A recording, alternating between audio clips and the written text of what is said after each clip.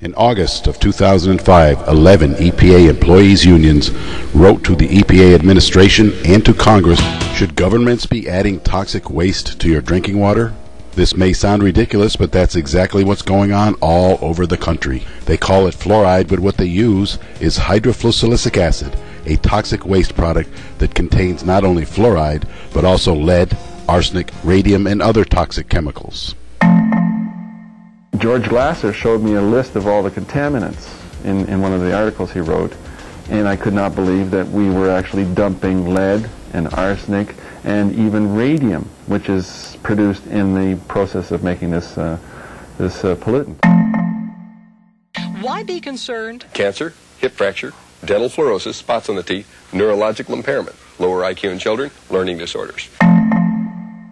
From what I understand, the pollutant is recovered from the smokestack scrubbers in the phosphate fertilizer industry, and it's very rich in fluoride, very toxic.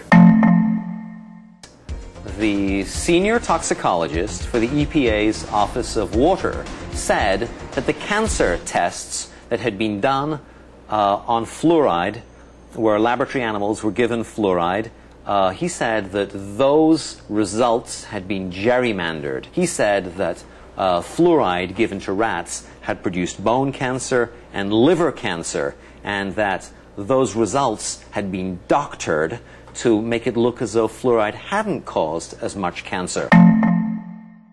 Phyllis Mullenix found that fluoride in very modest doses produces effects in laboratory animals resembling attention deficit and hyperactivity disorder. The pattern that we saw, it typically is what we see with other neurotoxic agents that are well known to cause a hyperactivity or a memory problem or an IQ problem.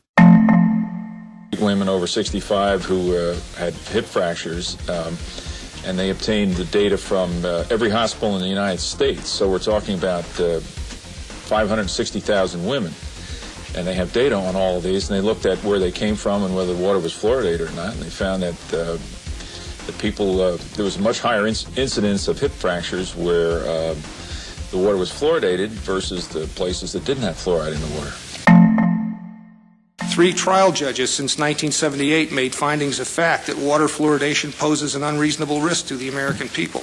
This severe risk looming over our heads to go ahead and fluoridate the water where everyone is being exposed to it in an uncontrolled situation, in an uncontrolled dose, it's totally illogical to be putting fluoride into our drinking water.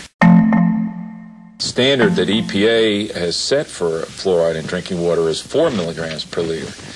And we've talked to the people who helped write that standard, and they have told us that they were lying when they did it.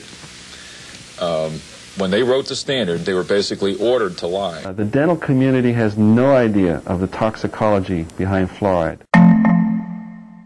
It all adds up very clearly in my mind to putting this stuff in the drinking water is, in essence, just a hazardous waste management tool. It has nothing to do with dental health whatsoever.